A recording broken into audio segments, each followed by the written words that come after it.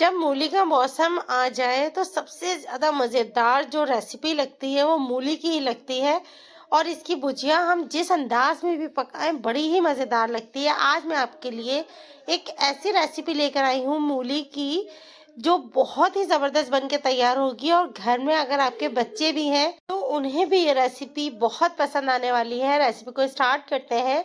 बिस्मिल्लाहिर्रहमानिर्रहीम। अस्सलाम वालेकुम। कैसे हैं आप सब? उम्मीद है आप सब खैरियत से होंगे। मूली के सारे पत्ते हमने बारीक बारीक कट कर लिए और 2 अदद दरमियाने साइज की जो मूली थी उनको हमने सेंटर से 4 पीस में कट करने के बाद बारीक बारीक इस तरीके से हम स्लाइसेस करेंगे।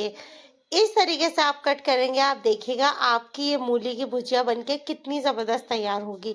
बारीक कट करके रखिएगा, बहुत ज़्यादा मोटी नहीं काटिएगा। बहुत ज़्यादा मोटी काटने से इसमें तुलसी रहती है जो कि खाने में भी बहुत ज़्यादा मज़े की नहीं लगती। इसलिए कोशिश ये कीजिएगा कि ये कटिंग आप बिल्कुल बारीक करें। बस सारी मूली इसी तरीके से हमने कट कर लेनी है। उसके बाद हम चलते हैं असल रेसिपी की तरफ। मगर उससे पहले अगर आपने मेरे चैनल को सब्सक्राइब नहीं किया तो कर लीजिएगा और बेल का बटन भी ज़रूर प्रेस कीजिएगा ताकि आने वाली तमाम ही रेसिपीज़ आप तक पहुंचे। फ्रेंड्स फैमिली में भी डेली कुकिंग शो को शेयर करना बिल्कुल नहीं भूलिएगा। मूली काफ़ी हद तक हमने काट ली है। कटिंग करने के बाद अब जो इसमें सबसे अहम अज्जा हम इस्तेमाल करेंगे, यहाँ हमने आधा कप ली मूंग की दाल, जो कि हमने अच्छे से धो ली और धोने के बाद इसको तकरीबन 10 से 15 मिनट के लिए पानी में भिगोकर छोड़ देंगे। जब तक हमारी दाल भीग रही है हम चलते हैं कढ़ाई में ऑयल डाल देते हैं। हमने यहाँ पर 1/4 कप ऑयल इस्तेमाल किया है। इस रेसिपी में ऑयल बहुत ज़्यादा हम इस्तेमाल नहीं करेंगे। बस अब हमने 1 टेबलस्पून चॉप करके गार्लिक ऐड कर दिया और गार्लिक को ऐड करने के बाद इसको हम फ्राई करेंगे।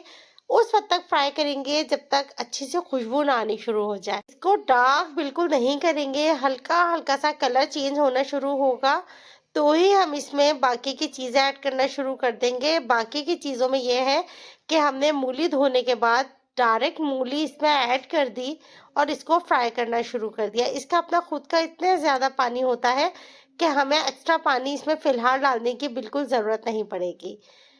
इसको हमने पकाना शुरू किया। आँच को दरमियाना रखकर हम इसको पकाएंगे।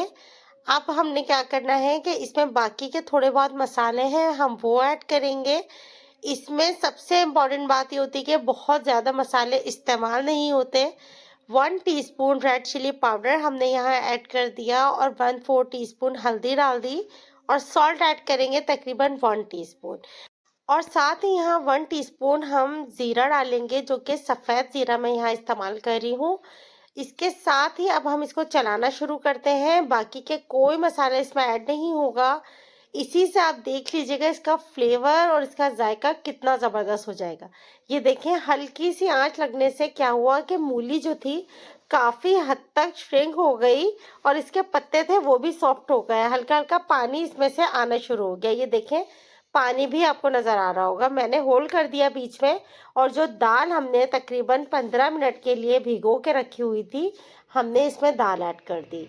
दाल ऐड करने के बाद कोशिश ये कीजिएगा कि इसमें पानी इस्तेमाल ना करें। स्लो आंच पर ही, दम वाली आंच पे इसको हमने इस हद तक पकाना है जब तक दाल गल ना जाए। पानी अगर आपने ऐड कर दिया तो दाल जो है वो सॉफ्ट हो जाएगी और खाने में बहुत ज़्यादा मज़ेदार नहीं लगेगी। आप सेंटर में दाल डालने के बाद साइड से जितने भी हमने मूली थी उससे इसको कवर कर दिया। ये बहुत डिफरेंट तरीके से भुजिया बनके तैयार होती है और इतनी ज़बरदस्त लगती है चपाती के साथ, तंदूर की रोटी के साथ, इवन आप पराठे के साथ भी खाएंगे तब भी ये बहुत मज़े की लगती है। अब हमारा ये बिल्कुल रेडी है। इसको हमने बिल्कुल दम वाली आंच पर उस वक्त तक पकाना है जब तक दाल हमारी बिल्कुल ना गल जाए। तकरीबन 20 मिनट में ये काम आराम से हो जाएगा। 20 मिनट के बाद अब हम चूल्हा खोलेंगे। आप देखिए ये दाल कितनी भरेरी और कितनी ज़बरदस्त बनके तैयार हुई है। ये दाल बिल्कुल रेडी है और देखें इसका सारा दाना भी अलग है, दाल गल चुकी है।